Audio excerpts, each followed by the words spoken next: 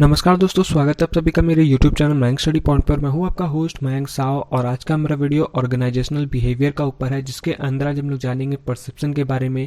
ये परसेप्शन का दूसरा वीडियो है। इसके पहले वाले वीडियो में भी हमने थोड़ी बहुत उसकी डिटेल्स जाने थे, लेकिन मेरे कुछ सब्सक्राइबर्स ने जो है कहा कि मुझे और भी डिटेल्स में जानना है और भी मुझे डिस्क्राइब करना चाहिए, तो मैं आपके लिए दूसरा वीडियो लेकर आ रहा हूँ परसेप्शन का, जिसमें मैं एरर्स ऑफ परसेप्शन भी बताऊँगा कि क्या होता है, क्यों होता है, इसके कई सारे इंपॉर्टेंस में बताऊंगा। तो चलिए वीडियो में आगे बढ़ते हैं। और वीडियो में आगे बढ़ने से पहले अगर आप सभी ने मेरे चैनल को अभी तक सब्सक्राइब नहीं किया है तो जल्दी इस चैनल को कर दिए सब्सक्राइब और प्रेस कर दिए बेल आइकन को भी, ताकि आपको हमारे आने वाले हर वीडियो का नोटिफिकेशन तुरंत मिले और आप उसे मिस ना कर सके। तो बढ़ते हैं आज के मेरे टॉपिक की तरफ। तो चलिए आज कुछ नया सीख लेते हैं।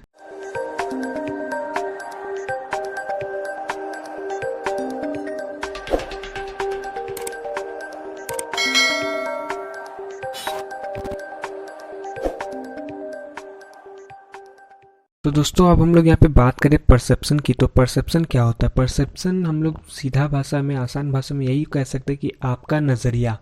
परसेप्शन यानी कि नज़रिया, कि आपका नज़रिया किसी दूसरे सामान पे या फिर किसी दूसरे पर्सन पे कैसा होता है, आप उस पर किस तरीके से रिएक्ट करते हो, आप उसे किस तरीके से जज करते हो, किस तरह से चेक करते हो, इन सभी को हम लोग नज़रिया कहते हैं। किस नज़रिए से आप लोगों को देख रहे हो, किस नज़रिए से आप उसे बिलीव कर रहे हो, या किस नज़रिए से आप उन्हें सिलेक्ट कर रहे हो, किस नज़रिए से आप उन्हें उन पे रिएक्ट कर रहे हो, उनका नाम सुन के या फिर उस आदमी को देख कर रिएक्ट कर रहे हो। ये सिर्फ और सिर्फ आदमी के ऊपर नहीं होता है, ये सभी चीज़ों के ऊपर होता है। अगर आप मेरी वीडियो देख रहे हो तो आपका भी एक नज़रिया होगा। आप अगर कुछ पढ़ाई कर रहे हो, पढ़ना चाह रहे हो, या फिर एग्ज़ाम में आने वाला है, तो आपका ये नज़रिया कि ये एग्ज़ाम में आने वाला है, ये आपके लिए अर्जेंट है, तो ही आप मेरे वीडियोस को देख रहे हो। तो यही सब होता है, एक नज़रिया कि आप अपने मन में ही वो ख्याल को बना लेते हैं कि अगर मैं इस आदमी को सुनता हूँ या फिर इस आदमी को देखता हूँ तो मैं कैसा रिएक्ट करने वाला हूँ या कैसा रिएक्ट होगा। तो यही सब होता है परसेप्शन, इसे ही हम लोग परसेप्शन कहते हैं। परसेप्शन के अंदर हर वो चीज़ होता है, और ये एक ऑर्गेनाइजेशन भी बहुत ज़्यादा मैटर करता है कि अगर इन फ्यूचर की आप किसी कंपनी में हो और आप सिर्फ अपने काम से काम रख रहे हो, आप किसी से बात नहीं कर रहे, किसी से किसी तरह का रिलेशन नहीं है, आपका फ्रेंडशिप नहीं, रिलेशन यहाँ पे फ्रेंडशिप को बोला जा रहा है, फिर अच्छा बॉन्ड नहीं है, तो हो सकता है कि अगर इन फ्यूचर के अभी आपका प्रमोशन हो रहा है, आपके किसी डिपार्टमेंट में सेल्स हो जाए या फिनेंस हो जाए, किसी भी डिपार्टमेंट में आपका प्रमोशन होने वाला है, या आपका डिपार्टमेंट में से किसी का, तो हो सकता है कि आपके जो सीनियर्स है वो आपको जज करे कि नहीं ये लड़का किसी से बात नहीं करता, या फिर ये लड़की किसी से बात नहीं करती, या किसी का इसके साथ किसी का फ्रेंडशिप नहीं है, इसका बिहेवियर अच्छा नहीं है, इसका काम अच्छा नहीं है, कुछ भी होता है। तो वहाँ पे आपका जो है वहाँ भी जजमेंट किया जाता है कि नहीं इसे मैं मैनेजर का पोस्ट पे दूंगा या फिर दूसरे प्रमोशन में दूंगा तो ये काम अच्छा से नहीं कर पाएगी, तो उसका एक नज़रिया बन जाता है। तो इस तरीके से होता है किसी भी ऑर्गेनाइजेशन में। तो यहाँ पे हम लोग ऑर्गेनाइजेशनल बिहेवियर में पढ़ रहे हैं, तो हम लोग उस ऑर्गेनाइजेशन के अंदर क्या होता है वो हम लोग जानेंगे। तो परसेप्शन को हम लोग ईजीली यही कह सकते हैं, वो एक नज़रिया होता है।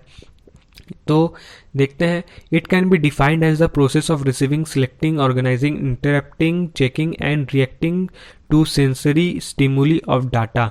तो यहाँ पे किसी भी डाटा या फिर किसी भी स्टिमुली पे किस तरीके से आप रिएक्ट कर रहे हो, किसी भी पर्सन का डेटा पे, या फिर डेटा यानी कि आइडेंटिटी, या फिर उस पर्सन को देखकर आप किस तरीके से रिएक्ट कर रहे हो, या आपको कोई काम दे दिया गया तो आप उसे किस तरीके से देख रहे हो।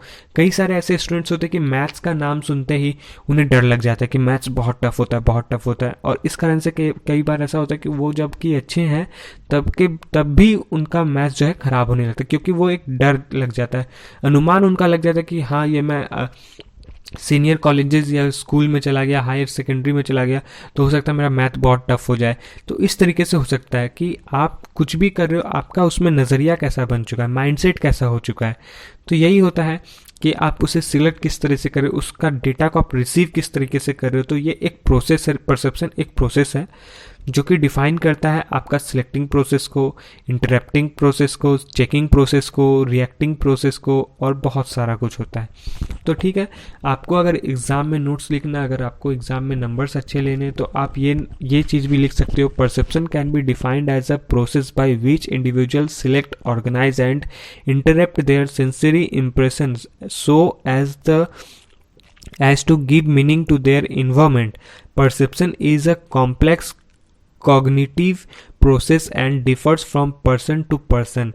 तो ये आप लिख सकते हो, इसे आप अच्छे से इस प्रोसेस को लिख सकते हो। परसेप्शन एक प्रोसेस है जो डिफाइन करता है इंडिविजुअल के सिलेक्शन को, ऑर्गेनाइजेशन को, ऑर्गेनाइज को, उसको ठीक से उसके इम्प्रेशन को समझने के लिए, और जो आप इन्वायरमेंट में अच्छे से उनको बता सकते हो, दिखा सकते हो। अगर आप रास्ते में अपने साथी के साथ चल रहे हो और सामने आपको कोई दिख जाए, कोई पर्सन दिख जाए, फिर कुछ भी दिख जाए, कोई थिंग्स दिख जाए, तो आप उसे देखकर इन्वायरमेंट में क्या बता रहे हो, इन्वायरमेंट को क्या बता रहे हो, आपके साथी जो चल रहे हो उनको क्या बोल रहे हो कि ये बंदा कैसा है या फिर वो थिंग कैसा है, क्या है, आपका रिएक्ट कैसा है, फिर उनका रिएक्ट कैसा है, ये सब होता है।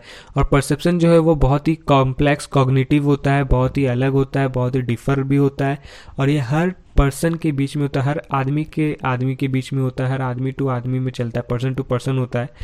तो यही होता है परसेप्शन। अब हम लोग समझेंगे परसेप्चुअल एरर के बारे में। परसेप्चुअल एरर का मतलब होता है कि आपका अवधारणा क्या है और उसे हम लोग किस तरीके से ठीक कर सकते हैं।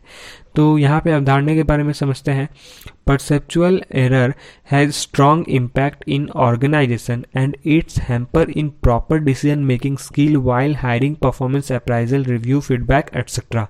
तो ये परसेप्चुअल एरर क्या होता है, ये सबसे ज़्यादा आपको काम में आएगा जब किसी ऑर्गेनाइजेशन में कुछ डिसीजन लेना है, प्रॉपर डिसीजन लेना है, आपका स्किल देखता है, आपको किस लिए हायर किया जा रहा है, आपका क्या मोटिव है, वो देखना। आपका जैसे कि हम लोग बहुत बार सुन चुके हैं कि first impression is last impression. तो आपको क्या, आप किस तरीके से आप लोगों को दिखा रहे हो, दर्शा रहे हो, आपका बिहेवियर कैसा है, आपका परफॉर्मेंस अप्राइजल क्या। अगर आप किसी कंपनी के अंडर काम कर रहे हो तो उस हर कंपनी में एक साल में परफॉर्मेंस अप्राइजल होता है, 1 साल या 5 साल में, जिसमें आपको काम अपना दिखाना पड़ता है कि आप क्या काम किए हो उस कंपनी के अंदर, उस कंपनी के लिए आप क्या काम किए हो, कंपनी कितना प्रॉफिट गेन किया है, आपका परफॉर्मेंस अप्राइजल दिखाना पड़ता है, रिव्यू, फीडबैक एटसेट्रा, ऐसे बहुत सारी चीज़ें हैं जिसको आपको दिखाना पड़ता है। तो यही होता है परसेप्चुअल एरर।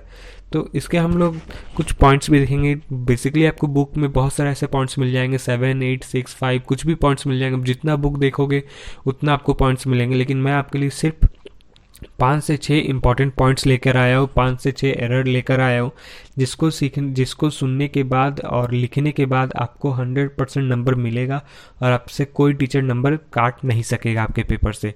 तो यहाँ पे सबसे पहला आता है selective perception.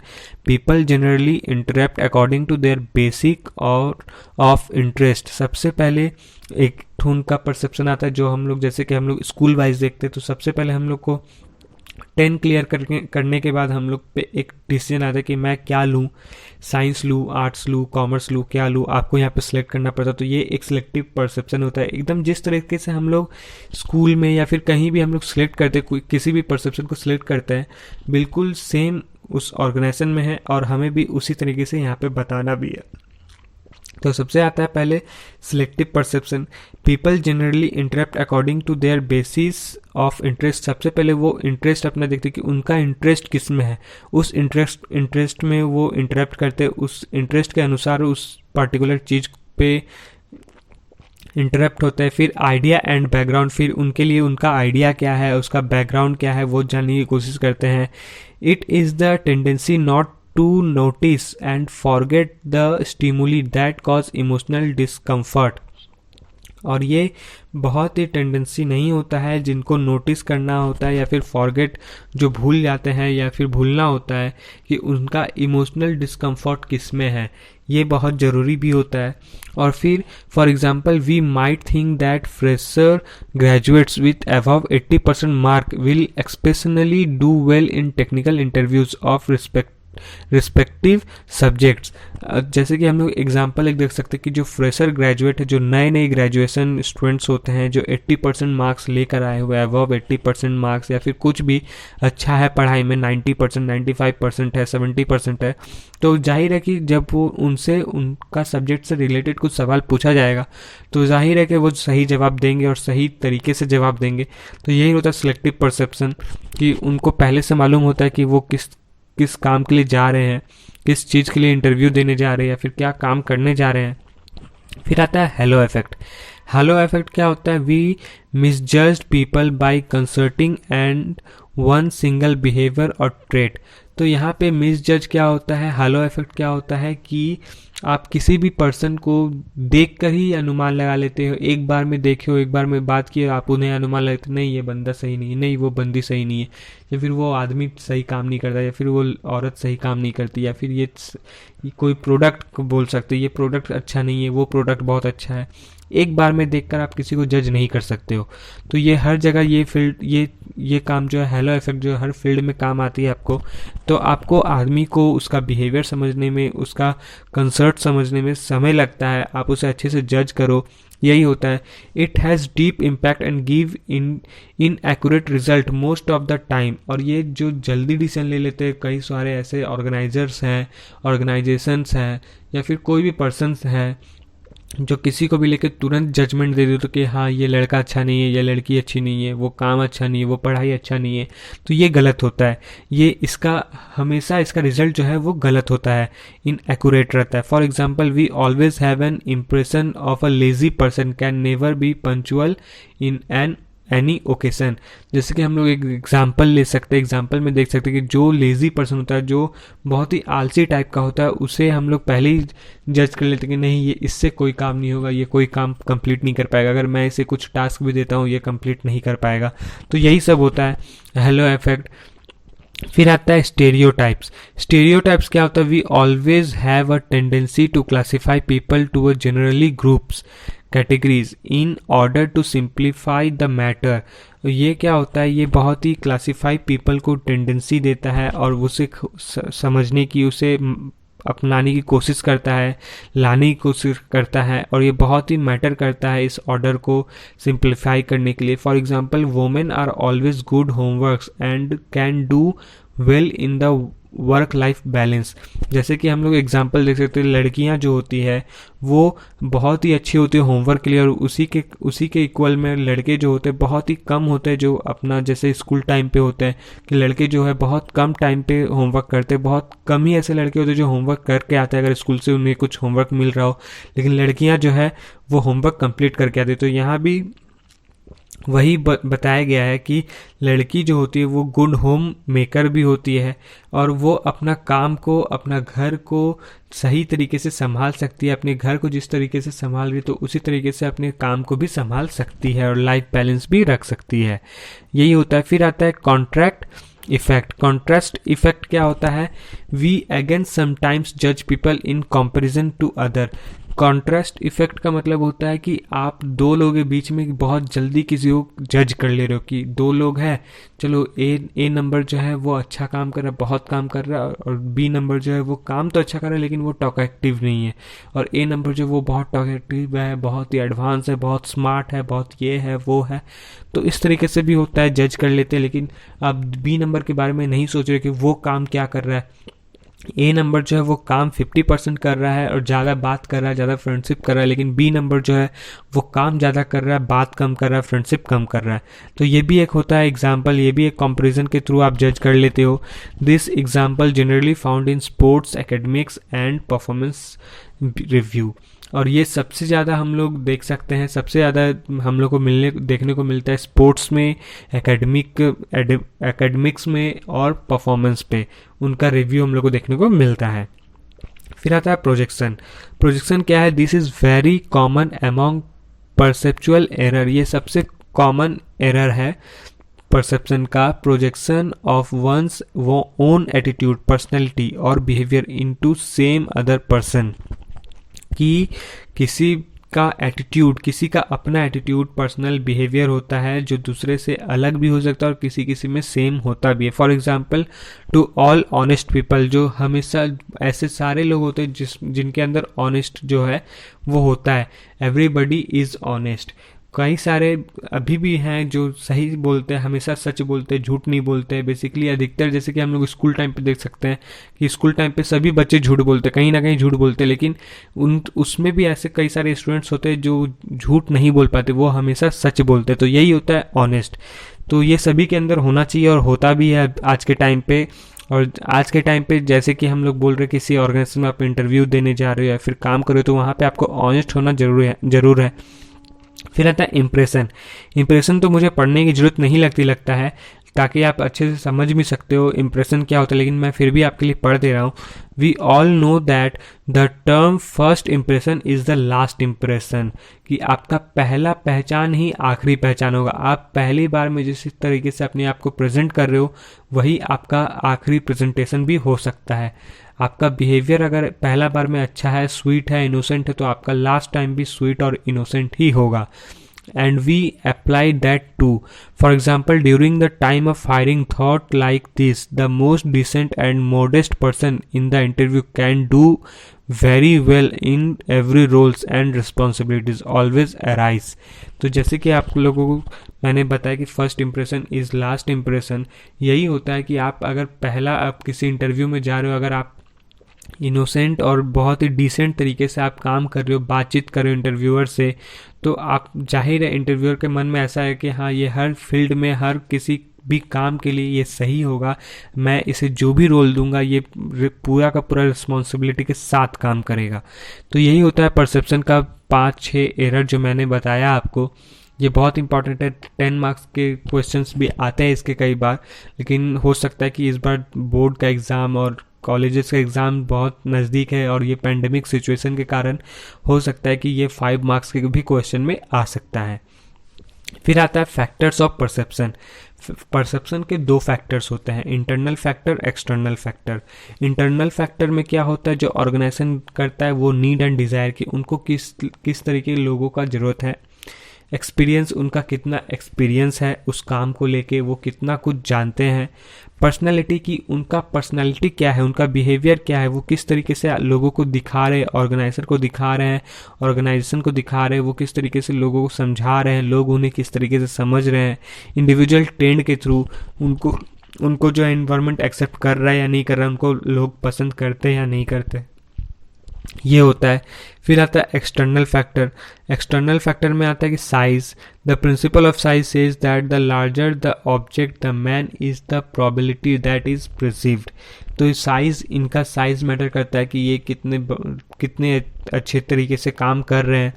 Intercity, the intensity principle state that the more intense the stimuli the more likely to the perceived, कि इनका इंटेंसिटी कैसा है, वो कितने तरीके से स्टिमुली हो रहे हैं, ये कितने तरीके से काम अच्छे से कर रहे हैं, कितना लोग इनको पसंद कर रहे हैं, कितना काम इन्हें पसंद आ रहा है। फिर फ्रीक्वेंसी एंड रिपीटेशन यहाँ पे आता है। Frequency states that a frequency external stimulus is more attention getting than a single one. फिर आता है कॉन्ट्रास्ट, जो मैंने आपको ऊपर भी बताया। कॉन्ट्रास्ट जो होता है कि आप एक दूसरे के बीच में क्या कंपैरिजन दे रहे हो, कोई काम को, या फिर आप किसी काम को कर रहे हो तो उसका अगेंस्ट में आप कौन सा काम छोड़ दे रहे हो, ये सब होता है। मोर अटेंशन, कि आप कितना अटेंशन दे रहे हो। फिर आता है स्टेटस, कि आपका उस ऑर्गेनाइजेशन में आपका स्टेटस क्या है, आप किस चीज़ पे रिसर्च कर रहे हो, आपको क्या सजेशंस मिल रहे लोगों के थ्रू। आपका इंडिविजुअल कंपेयर किस तरीके से, लो स्टेटस है, हाई स्टेटस है, किस तरीके का आपका नज़रिया है, इन्फ्लुएंस आप किस तरीके से लोगों कर रहे हैं। फिर आता है मूवमेंट की, the movement principle states that people pay more attention to a moving object than a stationary one. For example, people are attracted by moving train than a stationary one. तो मूवमेंट है कि आप कहाँ से क्या काम कर रहे हो, किस तरीके से आप मूव कर रहे हो, अपने आप को किस तरीके से ग्रो कर रहे हो। आप अभी आज आप ब्रांच ए में हो तो कल हो सकता है ब्रांच बी में हो, प्रमोशन के बाद फिर सी में हो, फिर डी में हो, इस तरीके से कि आप किस तरीके से अट्रैक्ट हो रहे हो लोगों के बीच में, ये होता है। फिर आता है इम्पोर्टेंस। परसेप्शन के इम्पोर्टेंस यहाँ पे मैंने कुल 4 पॉइंट्स दिए हैं, 4 इंपॉर्टेंट पॉइंट्स दिए, वो क्या क्या है देख लेते हैं। Perception is very important to understanding in human behaviour. So yes, ये बहुत इंपॉर्टेंट होता है परसेप्शन की, लोगों को समझना, ह्यूमन बिहेवियर को समझना बहुत अच्छी तरीके से क्या होता है। Every person perceives the world and approaches the life problems differently. सभी लोगों के यहाँ पे अलग अलग नज़रिए होते हैं वर्ल्ड में, और सभी का अलग अलग प्रॉब्लम भी होता है, बहुत ही अलग अलग अप्रोचेस होते हैं। फिर if people behave one on the basis of their perception, we can't credit their behavior by understanding the circumstance and the present perception and the environment. और ये बहुत ही अलग बिहेवियर भी होता है इनका। जो पीपल बिहेव करते एक दूसरे के बीच में, एक दूसरे के साथ, उनका बिहेवियर कैसा होता है, ये बहुत ही ज़्यादा क्रेडिट होता है, क्रेडिट मिलता है हम लोग को, या फिर किसी को भी अगर वो अच्छा काम कर रहा है, अच्छा से बात कर रहा है, अच्छे से बिहेव कर रहा है किसी पर्सन के साथ, कोई प्रॉब्लम नहीं है उसके साथ, प्रेजेंट परसेप्शन अच्छा है इन्वायरमेंट में, तो फिर अच्छा है बात है। फिर with the help of perception the needs of various people can be determined because peoples perception is influenced by there needs.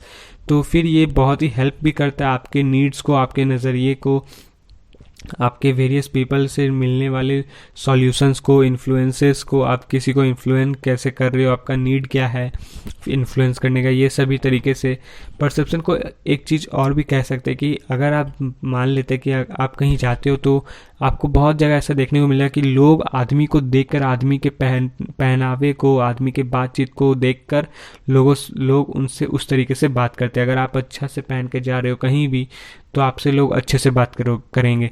वही अगर कुछ आप ठीक से नहीं पहने हो या फिर अच्छा पहने भी हो लेकिन आपका बात करने का बिहेवियर अच्छा नहीं है तो लोग आपसे उतना अच्छा से बात नहीं करेंगे।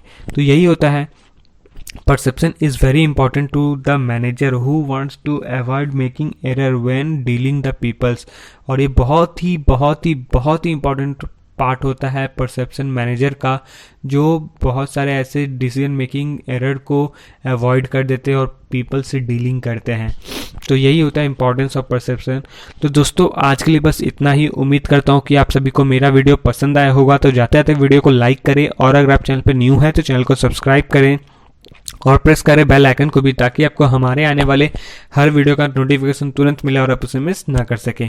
और आप लोग कमेंट करके मुझे जरूर बताएं कि आपको ये वीडियो कैसा लगा। मिलते हैं हमारे अगले वीडियो पे, तब तक के लिए जुड़े रहें मयंक स्टडी पॉइंट के साथ।